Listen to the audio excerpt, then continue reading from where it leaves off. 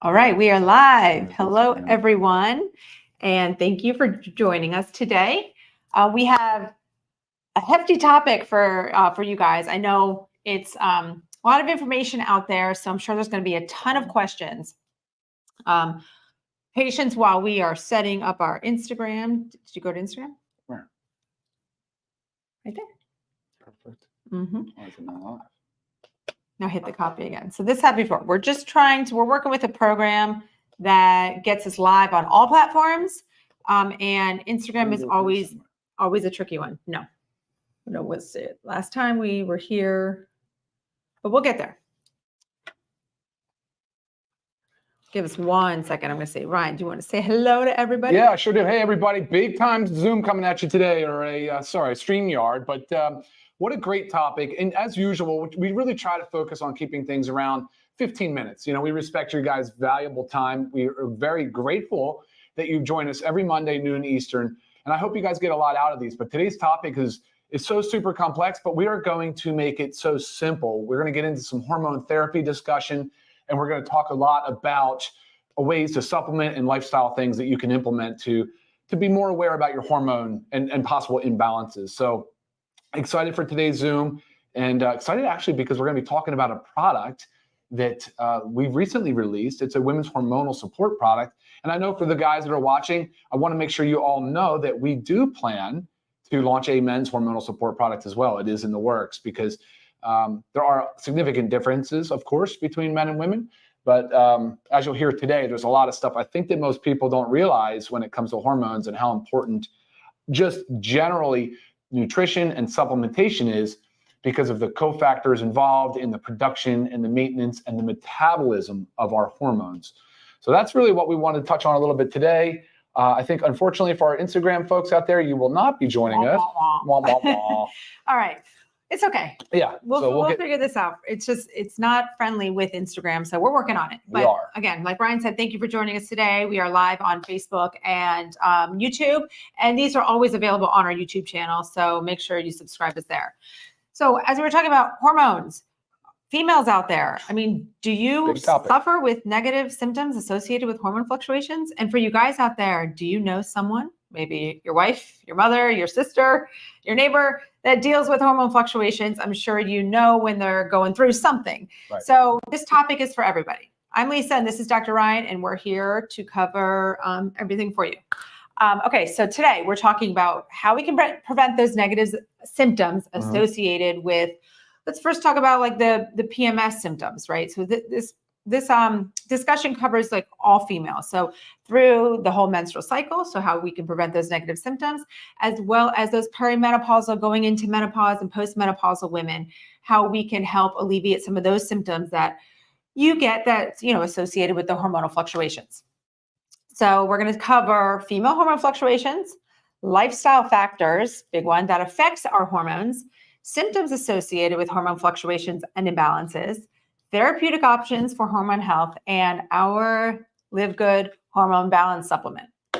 Okay, so before we get into this, if you haven't already, make sure you subscribe. That way you get access to all of these videos. And like I said before, we also will always have it. It's always on our YouTube channel. So if you miss something or want to share with someone, you can always access it there. All right. So let's jump into female hormone fluctuations. So hormones are your body's chemical messengers, right? They're constantly sending messages like from your brain to other parts of your body. If these are not working properly or something's going on there, then things are off with our body. Like when your hormones are out of whack, I mean, this affects everything from like our outlook on life, our energy, our metabolism, our libido, how our menstrual cycle is. Is it late? Is it early? Is it long? Is it heavy? Is it light? Lots of things go into play when we have these, hormone fluctuations. And we all know those fun PMS symptoms that we get, right? So, I mean, the irritability, the mood swings, the just want to yell at everybody and everything. I think he laughs because he knows from experience. But, we need to do what we can to help prevent these hormone fluctuations. Some of them obviously are not preventable, but there's many things that we can do to help this in the process. So I think we just got live on Instagram. Well, we'll see here in a second. You can keep going. Okay, yeah. I mean, that would be great if you jumped on late. It's okay. Okay, so those are those female fluctuations. Again, let's go back to like the PMS. So we go through the stages, right? From, ovulation to getting our menstrual cycle and everything that takes place. And typically it's like those second 2 weeks of the cycle, if you're on a regular cycle, where a lot of factors go into play. And this is when we really start to get the negative symptoms. Everything from like the breast tenderness to the mood swings, to the irritability, to the bloating. We get it all. And then also the hormone fluctuations through the perimenopausal to menopausal and postmenopausal.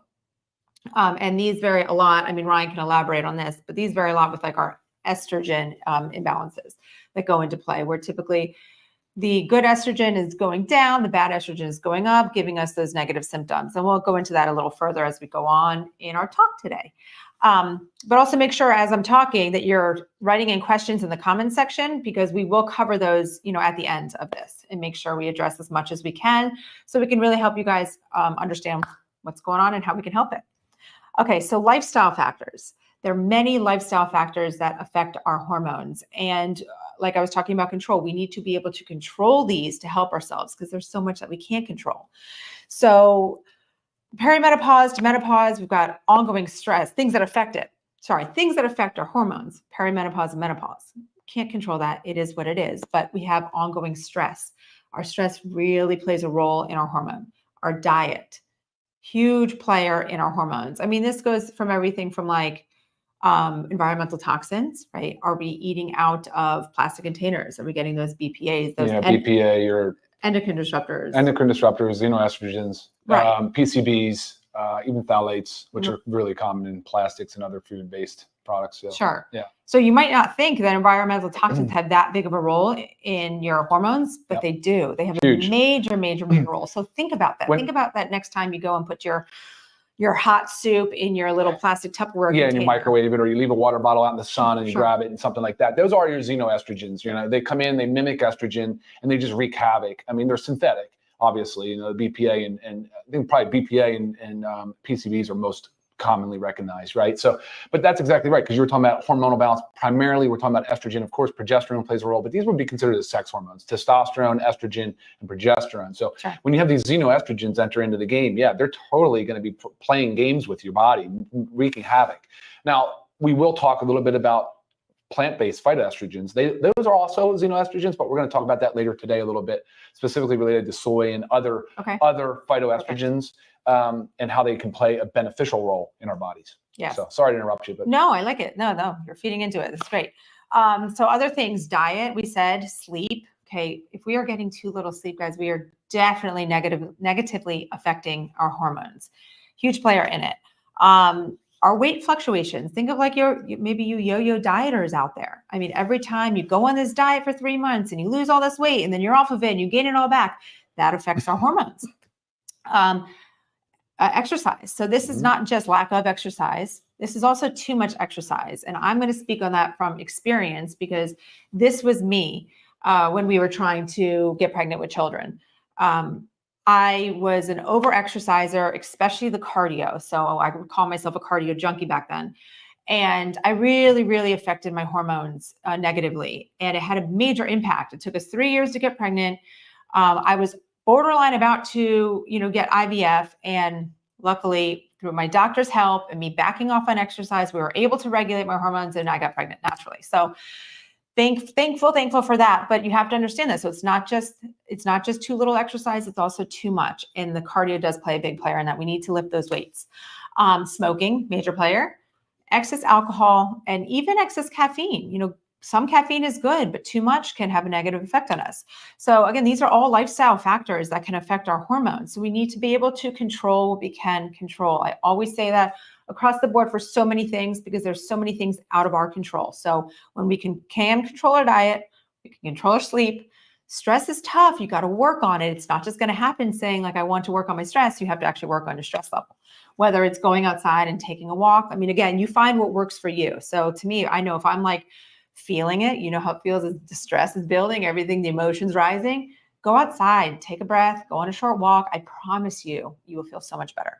So easy. So what I hear too ultimately is, when you can focus on body composition, obviously having some healthy subcutaneous fat is important because we don't want to be so super lean. Right. Like we're talking about with a lot of these over exercisers, the cardio junkies, they tend to really cut out almost all body fat. And that's a problem, right? Especially for women and fertility, looking for fertility reasons. And it's not just cutting out just the body fat. You don't really build the muscle. Well, there you go. That was my second point. Go. Yeah. Well, no. And then of course, muscle mass is such a metabolically active tissue.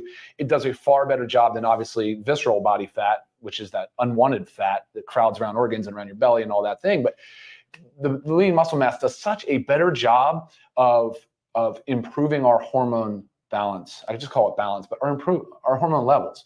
And my hormone level might be different from another man's hormone level. Obviously, they will be. I mean, hormones are not a perfect science, guys, not whatsoever. So complicated, very complicated, very nuanced, very individual. N of one applies for sure in the hormone world. But like Lisa said, they're so vital. They're so imperative for health, and they're you can't live without them, obviously.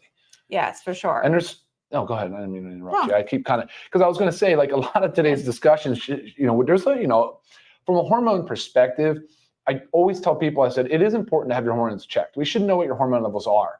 And it'd be great if we had those at a baseline of, when we somewhere around 18, then again at 25, at 30, 35, for whatever the interval might be. But it would be nice to have the historical data so we kind of know where we're trending. So if you don't know your hormone levels, go get them checked. They're very, very cheap from a lab perspective. There are a bunch of hormones in the body, and there's a lot of interrelated activity going on with them. The hormone cycle, even like the experts, the foremost experts and the researchers in the hormone world still do not know definitively how every step of the process works. I mean, there's just a giant cascade of events, the way that they work on negative feedback loops and how the one hormone will signal another hormone to release the hormone. It's just like, so it's the wildest thing. I think there's over like 50 hormones in the body, but I know predominantly what we're talking about again is the sex hormone. So that's the estrogens. There's basically three. There's estrone, estradiol, and estriol, E1, E2, and E3 respectively. There's progesterone and there's testosterone. So as we talk about premenstrual syndrome, which is really for menstruating women. And then, of course, we're going to go into perimenopause, menopause, and postmenopause. And there will be just a very, very short discussion on how those changes take place during those periods. Yes, 100%. Yeah.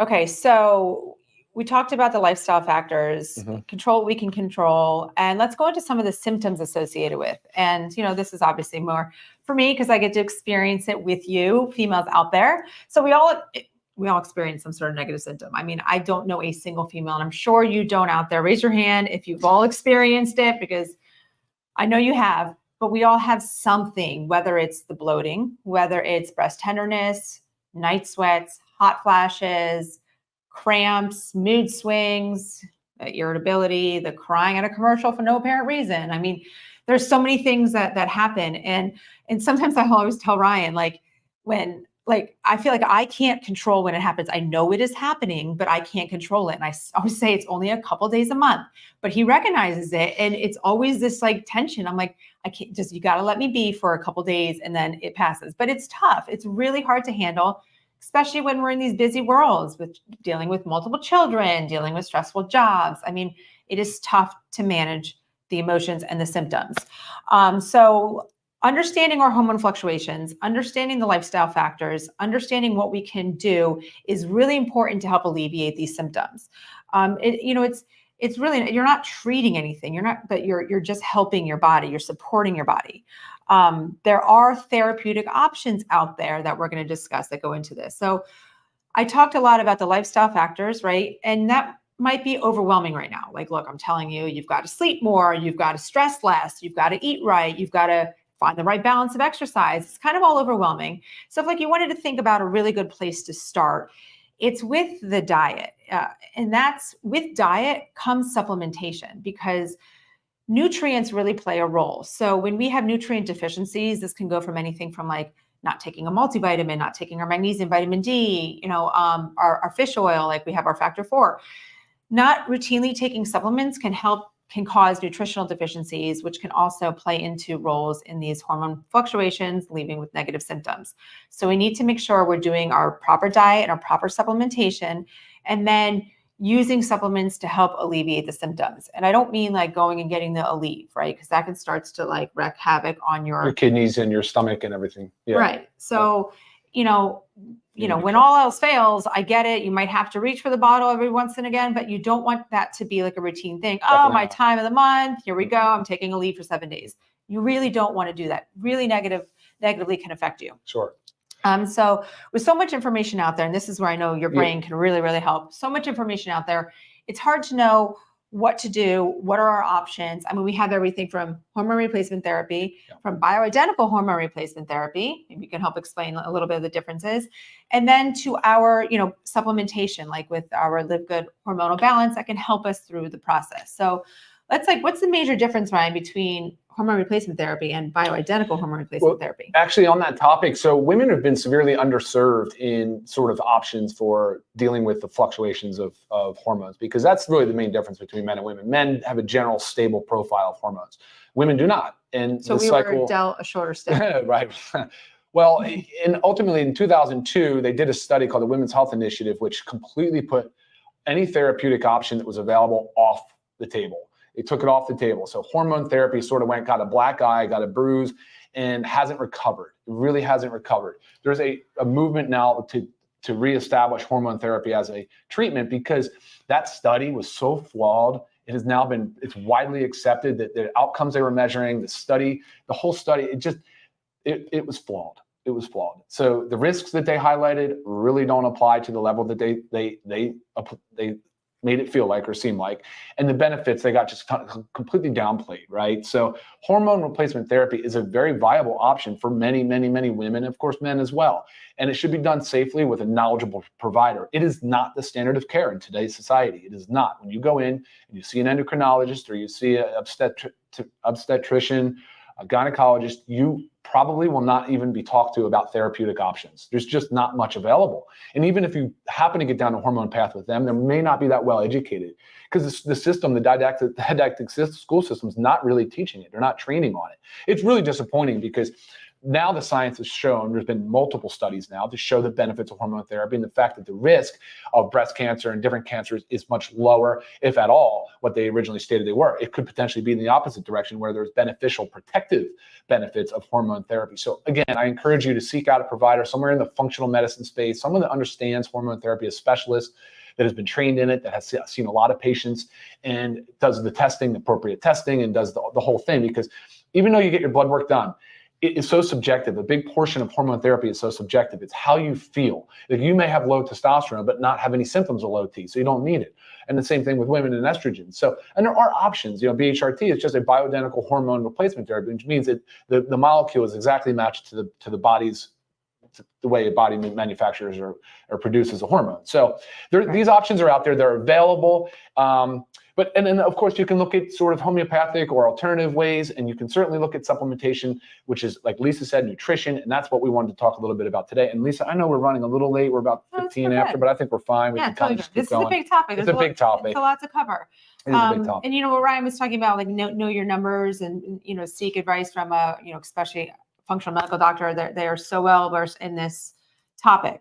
But I make sure I get my hormones checked yearly, because I am tracking myself to make sure, as I start to go into perimenopause and menopause, I want to make sure I tackle that appropriately. I want to make sure if I need to be on bioidentical hormone replacement therapy to help with those symptoms or just to help, the path, then I will. But I also know all along the path, being able to take nutritional supplements to help me, balance those symptoms, again, control what I can control, then, I'm going to do that. Of course. Okay. So let's talk about specifically. So this is our Livegood hormone balancing supplement. I'm so happy to have this brought to us. I mean, this helps support and balance our hormones throughout the process. This goes for all women. Like I said at the beginning, this is for menstrual, symptoms. This is for perimenopause, menopause, postmenopausal. But the biggest thing that this is for, it's to help alleviate negative symptoms associated with hormone fluctuations. Okay, this is not like a hormone therapy. I mean, a hormone replacement therapy substitute. Okay, that's not what this is, to help alleviate the symptoms. But I don't get into the details of it, because when it comes to the estrogen balance, a lot that goes on as we are leading into perimenopause, menopause, postmenopause. There's an ingredient here, DIM, that's very important in helping balance that estrogen, because the negative estrogen starts to go up and we get the negative symptoms associated with, but it's also, isn't it the negative one, the one that's more associated with breast cancer and whatnot? So there's a transition really from premenopause, perimenopause into menopause and postmenopause. Just simplifying it, your estrogen levels drop, your progesterone levels drop, your testosterone mostly kind of stays the same, but that's the thing. And your most prevalent circulating hormone premenopause is estradiol, the E2.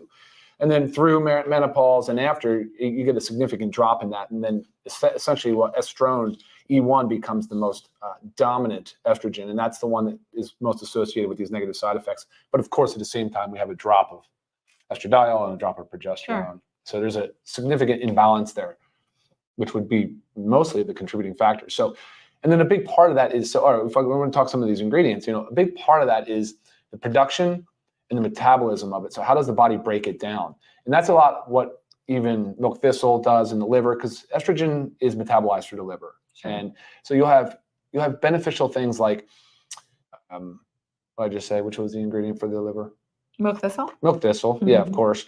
And then the DIM. So it can help actually metabolize some of the estrone and help create more balance in the hormones. And then there's other ingredients in here that I wanted to talk about, the isoflavones that you find in the soy extract. And I know soy's gotten a bad rap, which is unfortunate. It's kind of like the same thing goes back to these flawed studies where now they're showing that soy has protective benefits. There was a Shanghai Women's Initiative, which we know that women in Far Eastern countries, like they eat a lot of soy. Yes. They eat soy. It's a staple in their diet. Right, daily. They have much lower incidence of breast cancer, ovarian cancer. Yes. They have much lower incidence of all these other chronic diseases. And their soy intake is off the charts high. And it's mostly because of the active constituent, which is isoflavones. So, we're looking at it going, okay, this Shanghai Women's Health Initiative looked at it and showed all these benefits of soy. Right? And then when you look back at our historical studies on soy, they're super flawed. Mm-hmm. So now the science again is sort of flipping. And what's going on there is isoflavones in the soy is interesting. It's a phytoestrogen, but it can have estrogenic effects, so beneficial more estrogen effect, or it can have anti-estrogenic effect. What we're typically seeing, this is why we say the word balance, and this is where it gets confusing for women. How can it help me if my levels are high? How can it help me if my levels are low? Well, for premenopausal women, their E2 is high. Estradiol is high. Okay. Well, it can come in, this isoflavones come in and can kind of act as an anti-estrogen there.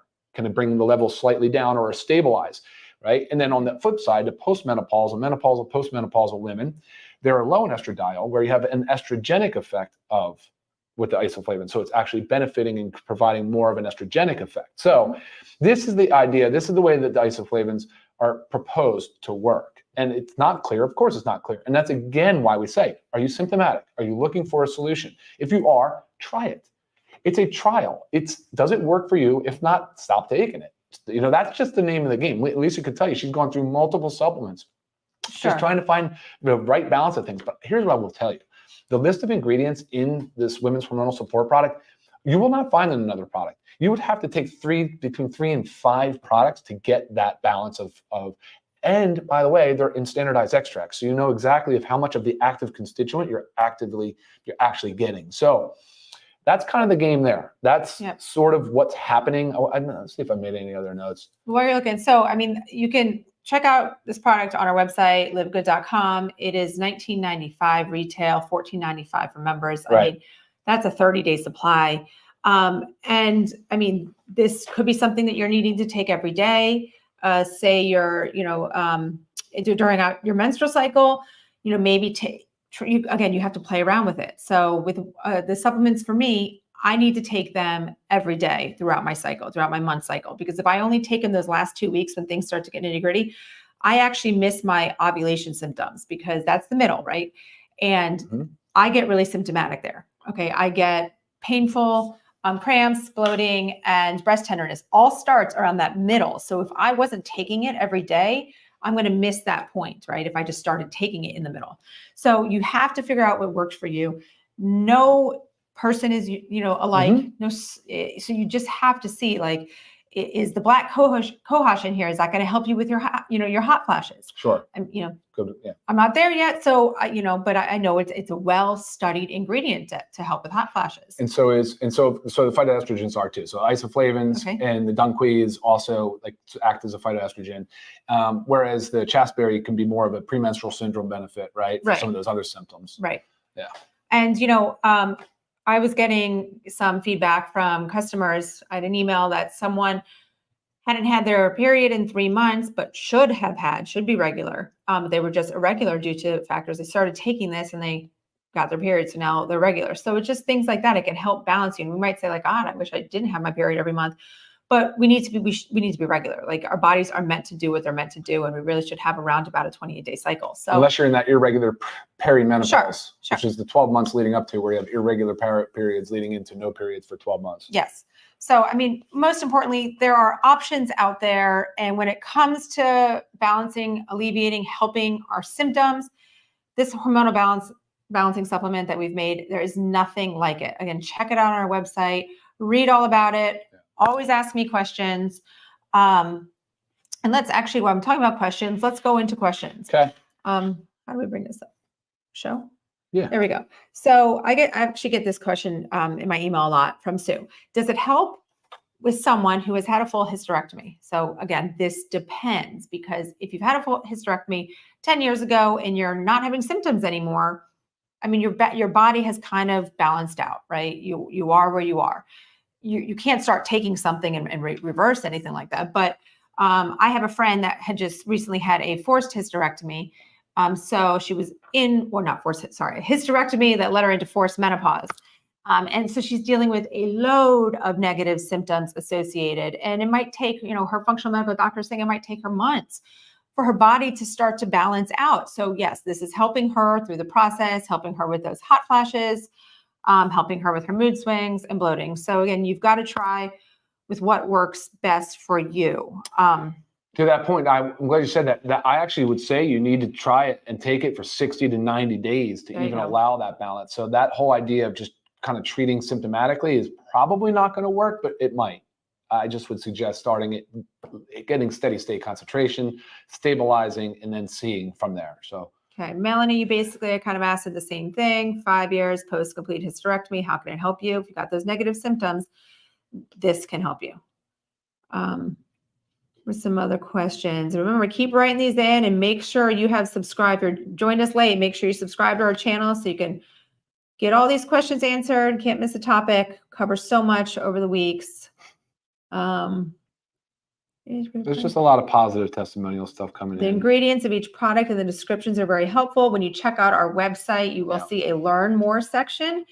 In that section, you can read the ingredients. And if you have further questions, always reach out to me via email so I can help you. Oops, show? Yeah.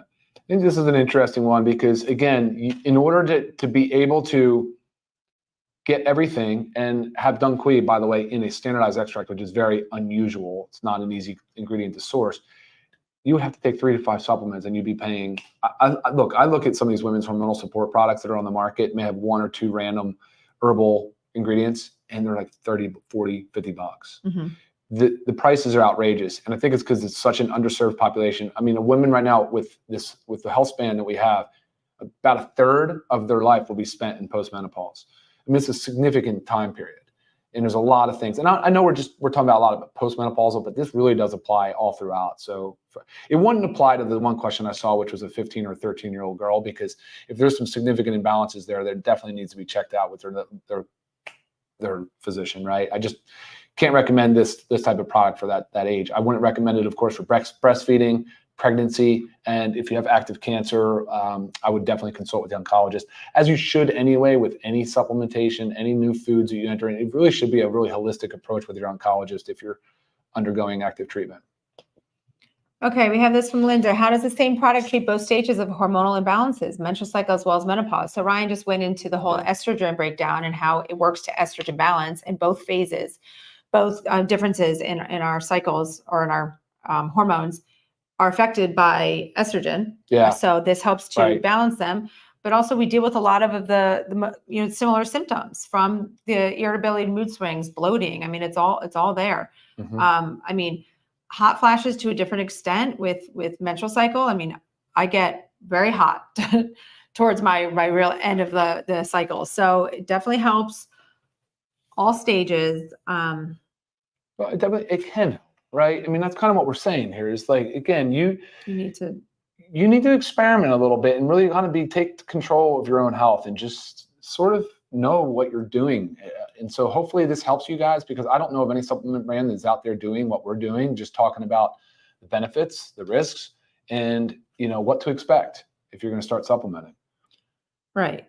And like Ryan said, truthfully, prior to this supplement, our supplement, I have tried many. And and again, I would stick with it for 3 months and see if it makes a difference. And if it doesn't make a difference, I move on. So we each have different things going on in our body and why we're experiencing different things. So again, you've got to try.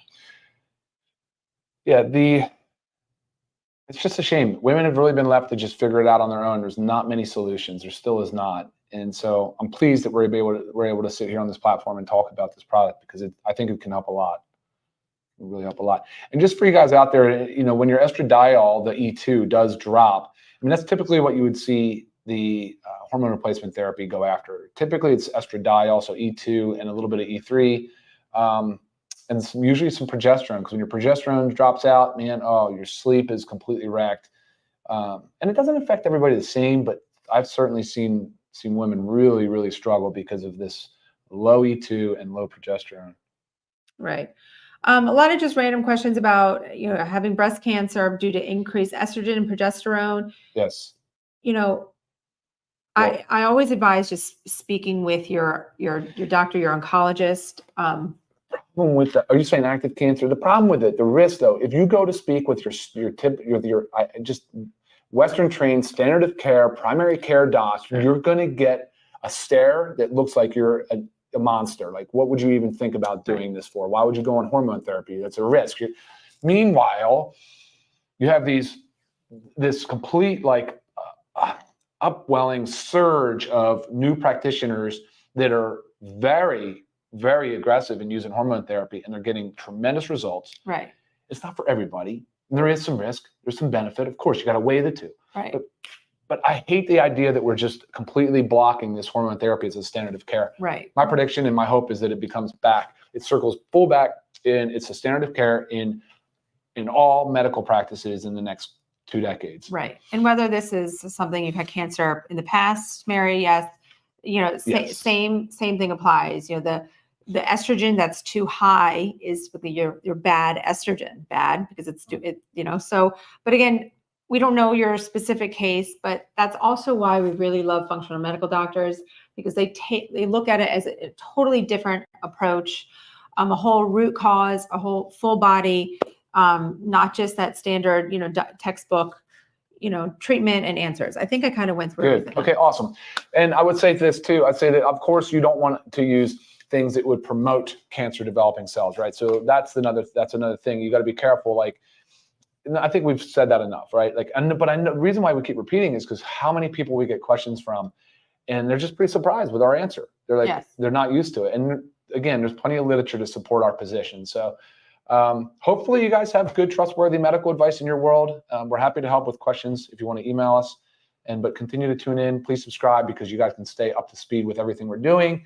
And then check us out every Monday, noon Eastern, for more of these awesome. Yes. So make sure you subscribed. Bottom line with this whole thing, so much information out there, but all of us women, we go through these hormonal fluctuations. We need to know our numbers. You need to work with a qualified healthcare professional to know your numbers, so you can understand what is going on, why your body's feeling the way it is, and how you can properly treat it. And as always, our hormonal balance supplement is a rock star supplement out there. You've got to try it. It is wonderful. Next week we have our FAQ, but I'm changing the name to AMA, Ask Me Anything. So it's really Ask Us Anything, but that's where we will come on live. So come with your questions, and you can ask us anything health and product related, supplement related. We are going to be here to answer you. So looking forward to seeing you next week. Thank you guys for joining us today. Thanks everybody. See you later. Bye-bye.